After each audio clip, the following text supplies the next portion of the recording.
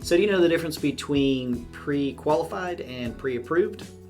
One gets you started and the other is going to win you the house. Today I'm here with Dan Cressett with Legendary Mortgage, and we're going to talk about some of the different types of loans and loan types and things that you qualify for. So thanks for having me on. Talking about pre-quals versus pre-approvals. First, let's talk about the pre-qualification. A pre-qualification is when you essentially fill out an application, but none of the information that you put on the application is verified. So it can give you an idea of how much you can afford, but what it doesn't do is give you a true picture of the affordability. Sure. And from my perspective, with working with buyer clients, oftentimes they'll have a pre-qualification, and then of course shortly thereafter, if they don't already have the pre-approval, are going to be trying to get that pre-approval. And it does, from my perspective as a buyer's agent, have an impact on whether or not your offer may get accepted, and or mainly because whether the seller has the confidence that you're going to be a solid buyer. So it is important to know these details as my perspective. So I definitely appreciate you sharing, but yeah, go ahead. One of the biggest differences between the pre-qualification and the pre-approval is if I'm doing a pre-approval, then I am verifying all the information that you put on the application using the documents that you have, such as your tax returns, pay stubs, bank statements, and I'm running a credit check, typically a soft pull initially because I want to see what your monthly debt is. On that, I would like to kind of ask a follow-up question. That's always a concern for buyers, even one that I spoke to this morning, but oftentimes you have to explain the difference of the importance of doing the soft pull and at what point you will do a hard pull, the allowance, and as I understand the allowance of how many you can have within a certain period of time, just to put their mind at ease, because oftentimes buyers are hesitant to go ahead and get that pre-approval because they're worried it's a bad thing. What's your take on that? All right, so initially when you're doing a pre-approval, I tend to run a soft score because it won't impact their credit score when I do that. Right? And since we don't know exactly when it is you'll go under contract, when I'm doing the pre-approval, I don't want your score to be impacted prior to you having that contract in hand. Once you have that contract in hand, we'll run a hard pull because it's required by the investors, and that's when it's official. Once you've run a hard pull, you can shop for 30 days, getting your credit pulled as many times as you need to on a mortgage score without it impacting your credit any further than it had on the initial hard pull. So you're basically cocked and loaded, but you don't squeeze the trigger until you know it matters, or when it counts, really. Right. That's exactly it. We don't want to pull your credit and impact your score unless we know that you are going to be in the process of buying a home. So when a client calls you, how long of a conversation is the initial conversation? How much time does it actually take out of their day just to make that phone call to you to get that initial pre-qual? And then is there a way to estimate what kind of time it takes to actually for them to provide further information to get the pre-approval? So typically, if it's an experienced home buyer, the phone conversation only lasts about 10 minutes. Just enough for me to get a general overview of what it is you're trying to accomplish and to get a feel for your situation so that we know which loan program we're going to target initially.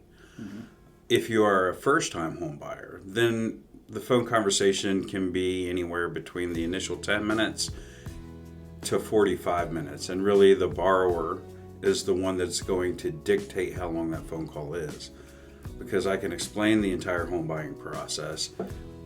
The questions that they have that they follow up with is what determines the length of the phone call. Makes sense. So from my perspective as a buyer's agent, the most important thing that in every conversation I have with a consultation, that I try to stress the importance of it, of having at least the pre-qualification before you even start looking, for a couple of reasons. You're going to have that pre-qualification, but the first thing that comes to mind is it's going to prevent their disappointment. And what I mean by that is not having your ducks in a row and being truly prepared sometimes it causes them to either feel that they're comfortable spending more or even far too less than what they actually can comfortably afford. With the market constantly changing, government regulations and things like that, without having that pre-approval in hand and actually knowing exactly what that payment looks like, it can cause them to look in the wrong area for a house. I don't want to spend time that's going to be wasting their time by showing them houses that maybe they find out later, hey, I can afford a lot more. Wish I hadn't looked at those. Let's look at these. So really, it's just getting their ducks in a row. But I mean, I appreciate that information. That definitely helps because, you know, to share with them and know that there's a certain way of going about doing it, and it's not going to affect them in a negative way.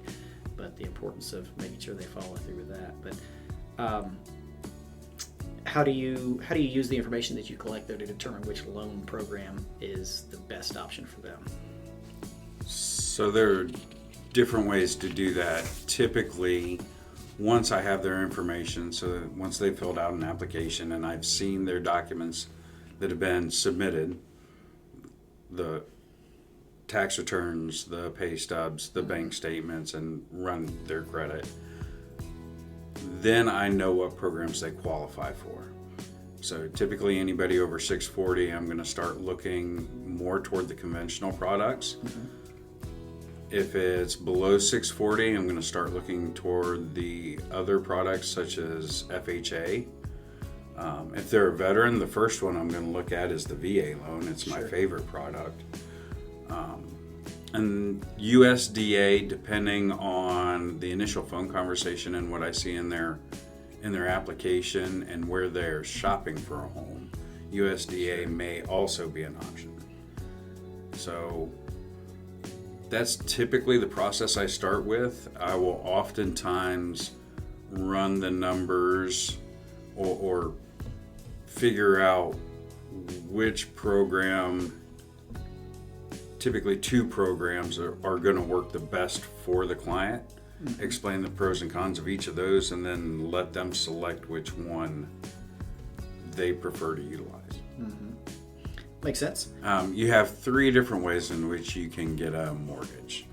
You can go to your local bank and they will originate a loan for you. The benefit to that is they already have a lot of your financial information, so there tends to be less paperwork. The downside to that is it doesn't always seem as if the bank is in a hurry to close the loan. Sure. So they have longer underwriting times and you're kind of at their mercy. Another way you can go is with a mortgage broker who essentially takes your file and takes it to multiple different vendors in order to try to shop for the best rate, typically. That's spectacular, but if you have a closing date that is a shorter closing date, so less than 30 days, that you may not make your closing date because the broker has no control of the underwriting, meaning they are subject to the wait times of the lender's underwriting teams. Makes sense. And depending on the loan volume, they may have anywhere between 24 to 48 hour wait times on underwriting to up to 4 days waiting on underwriting to come back with an approval or more conditions, more paperwork that they want to see. Makes sense. One thing that I'll mention as on the real estate side, as far as a buyer agent goes, the government-backed loans are great for buyers, but sometimes do require, of course, more for sellers. In the instance of, say, FHA or VA, inspections or appraisals require maybe certain repairs or upgrades to be made in order to provide some added security and reduce risks.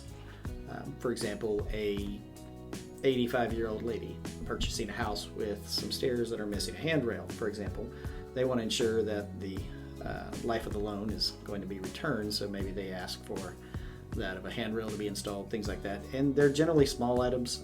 If there's a deal breaker, then that's typically something the seller doesn't want to have, so most of the time they'll work with you. However, when negotiating an offer, especially if there's multiple offers, it can be more difficult to get your offer selected if a seller has the option of, say, a cash buyer or even a conventional loan, which tends to be a lot smoother for the seller and have a lot fewer conditions as well. Typically, one of the benefits of a conventional loan is it's typically for clients that are more established and have better credit scores. They have more resources in the way of assets that are liquid that they can use for down payment and closing costs. They tend to be more stable in their jobs, and it's just an easier loan to work through. Again, property condition is also a major thing with all of these loan types. Conventional standards are a little more loose because they assume a client that has all the aforementioned things is making a sound decision when purchasing the property. Right. The other pro to a conventional loan is you can actually do investment properties or second homes. The guidelines have recently changed for those, but for the better, so to the advantage of the buyer. The sellers, it's a lot easier on them because there are fewer chances of the things that you were talking about popping up, like repairs to be made. So a conventional loan is a wonderful product for those that qualify for it. So I'll ask a follow-up question of that in just a second, but on the FHA loan you had mentioned earlier that they do allow for lower threshold credit scores, how much of a down payment is required with those? Okay, so the down payment for FHA, first-time home buyer, is 3.5%. Okay. How does that compare to conventional? Conventional, first-time home buyer, is 3%. I do want to say that if you have a client with FHA that is a first-time home buyer and they need 3.5%, there are things called down payment assistance programs that will help the client meet that 3.5% down payment. It doesn't cover all of the costs that are associated with buying the home, like the closing costs, but it will cover that 3.5% that's required for the first-time home buyer. Conventional loans at 3% for the first-time home buyer. VA loans are 0%, and it doesn't matter how many times you've used a VA loan or how many times you've purchased a home. And USDA is another program that you can use that's a 0% down payment also. So there are a lot of benefits that come to the veteran when utilizing a VA home loan. Now, most know that the VA loans are something that typically is used by both a veteran or active duty, but I've had other circumstances where there were other specific family members that were allowed to use it. What kind of a scenario would that be? So typically surviving spouses of the veteran, as long as they haven't remarried, can utilize the VA loan program. Sure. So with that being said, let's talk a little bit more in depth about the VA loans. What can you tell us about that too? VA loans are my favorite program, hands down. Why is that? Number one, because it doesn't require a down payment for the veteran. Okay. You can put as much as you want down, but it doesn't require a down payment. Another benefit of the VA loan program for the veteran is it tends to have a lower interest rate. The VA loan program will allow the seller to pay all of the loan associated costs. So all of the closing costs essentially. Mm-hmm. It doesn't allow the VA to pay for some of the fees that are associated with a home buying transaction. How about PMI? There is no PMI for a VA home loan. Perfect. So let's talk about PMI so folks do understand what exactly that is, when it's on the loan, when it's not. What can you tell me about that? All right, well, let's break down what PMI is first. PMI is private mortgage insurance, and it doesn't benefit the person that's buying the home at all. What it does is it provides insurance that if you go into default on the loan of your home, that they will have enough money to be able to foreclose and sell your home once they take possession of it.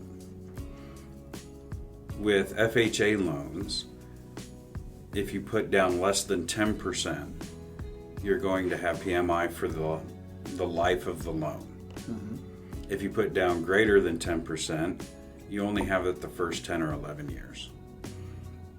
With a conventional loan, you have to put down close to 20% in order to avoid private mortgage insurance.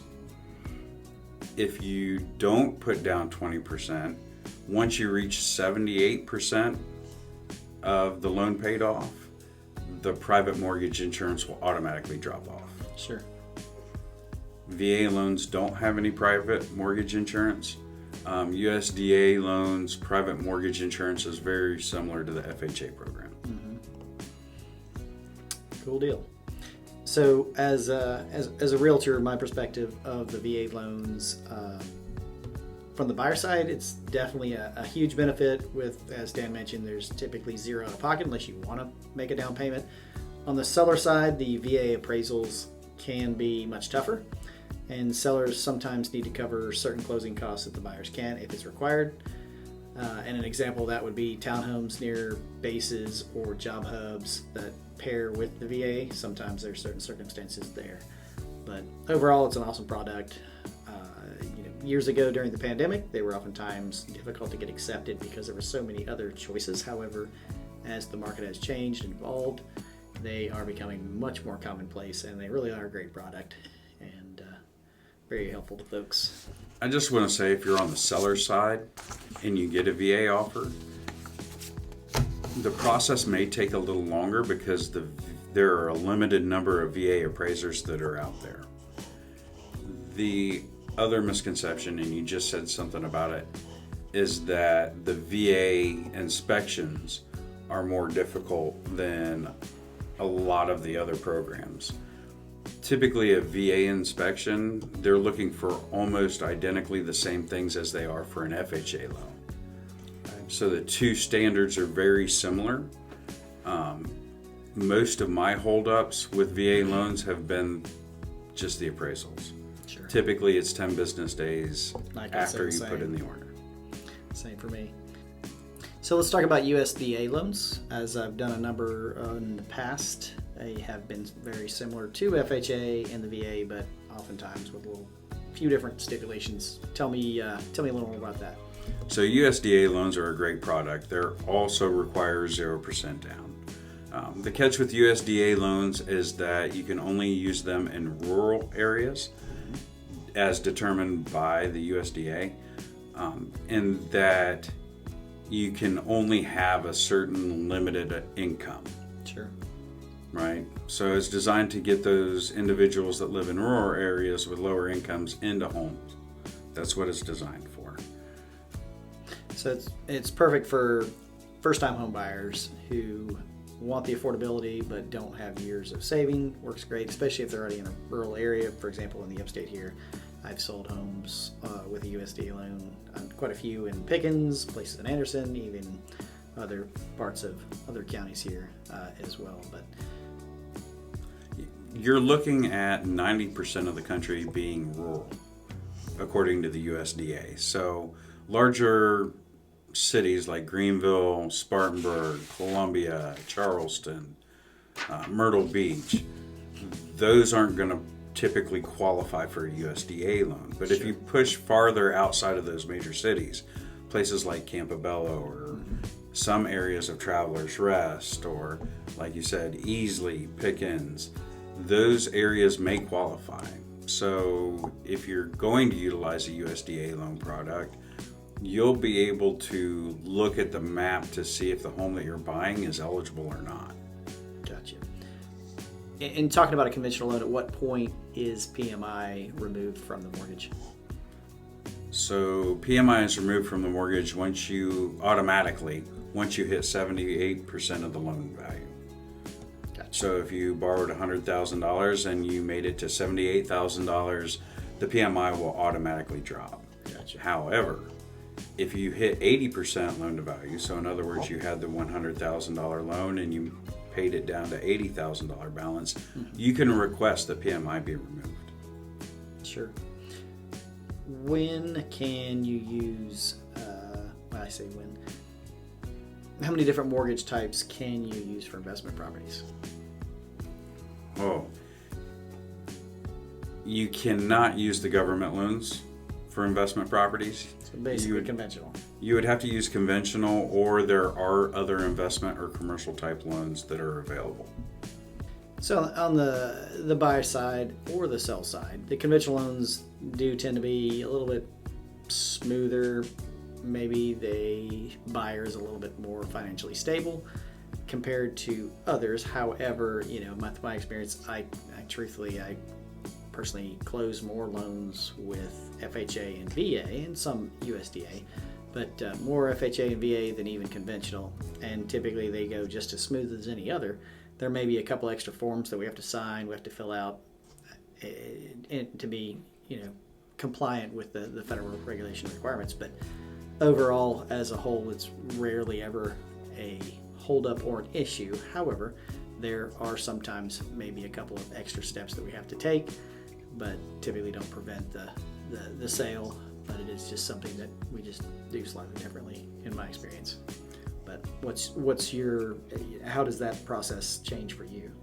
Well, on the lending side, we're talking about the smoothness of the transaction and how conventional could be perceived as the better loan product for both parties.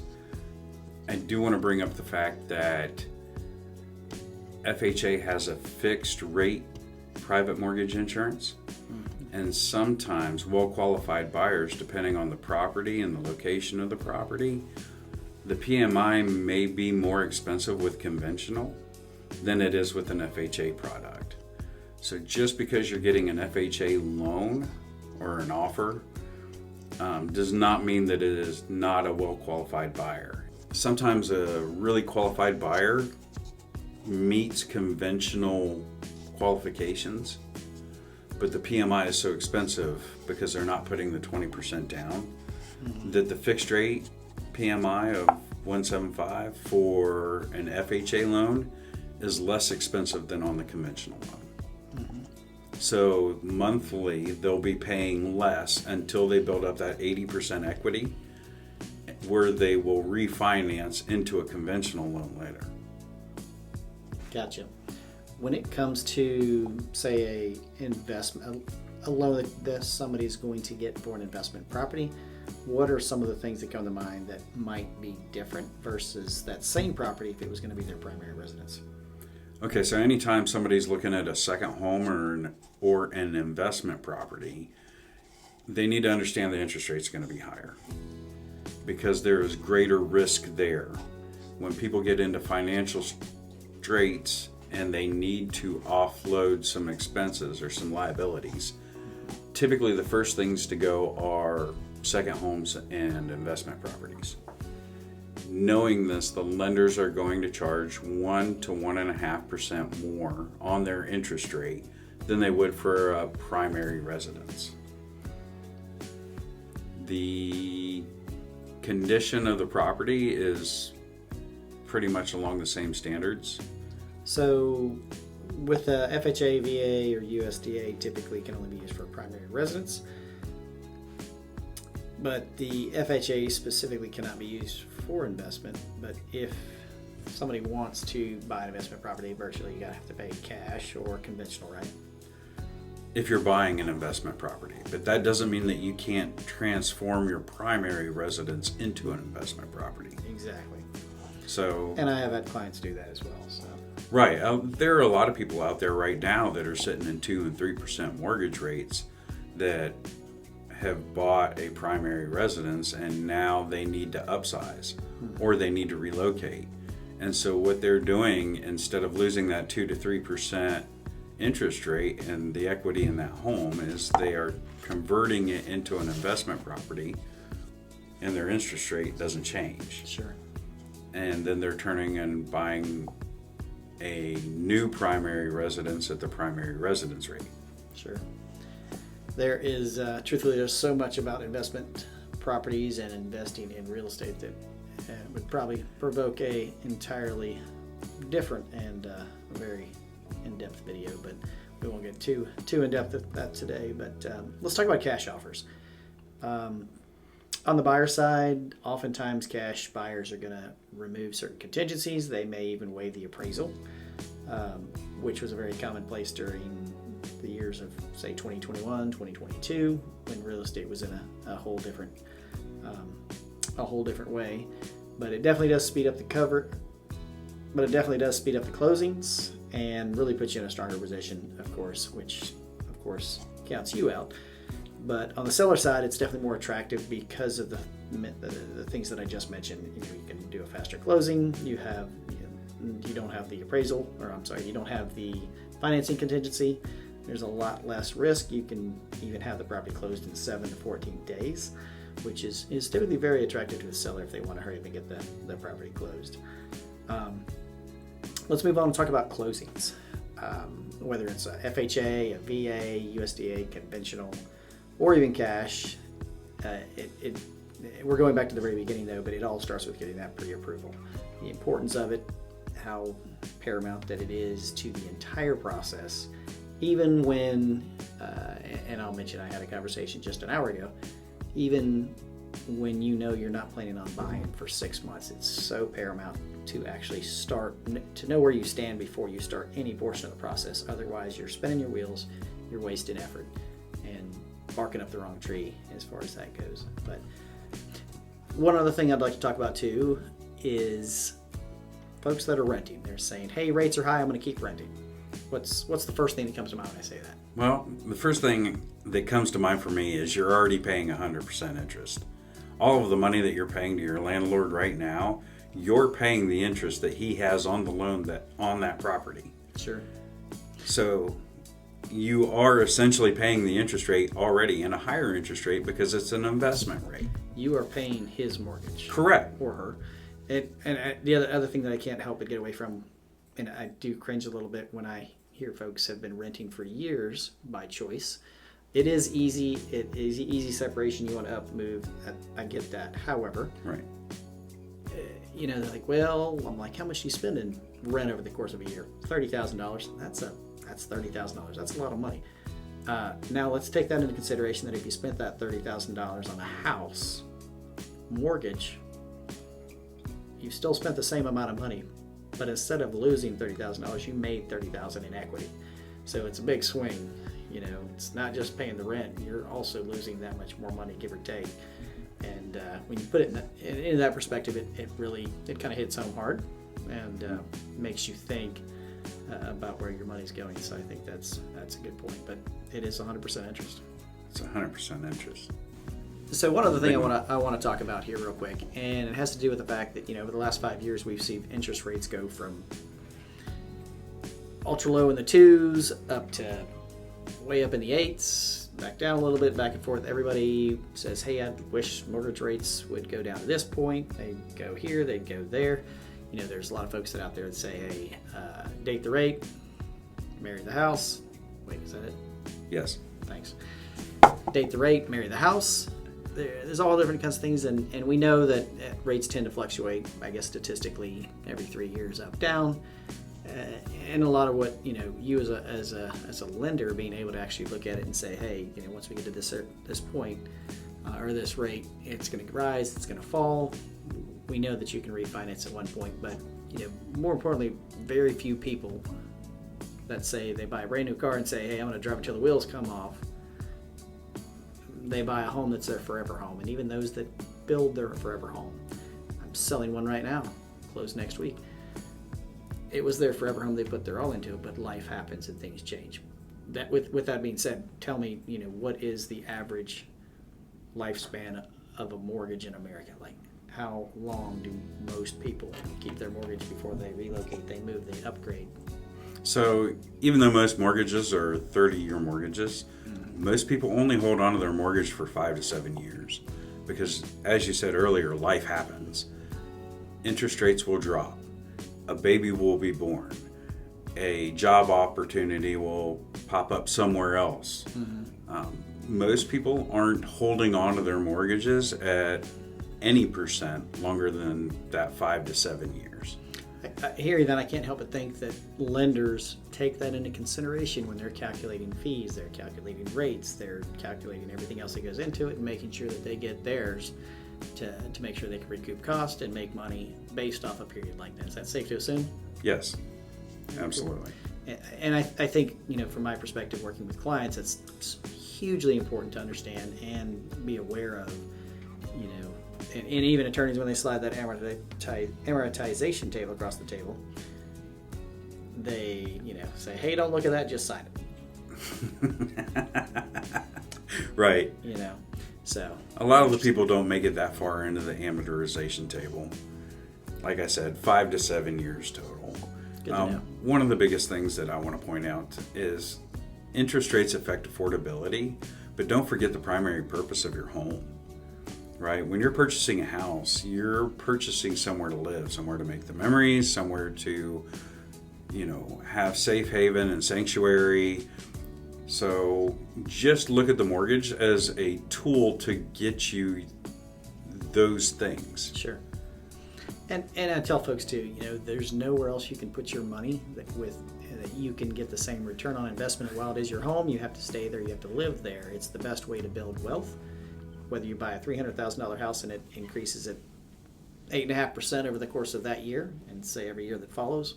If you buy a $600,000 house and it increases in equity at the same amount and grows, and while that's not quick, fluid wealth that you can liquefy, it does allow you options in the future. It does build wealth. It does increase your financial stability in the future and allow you a lot more. So it is a hugely important decision to make.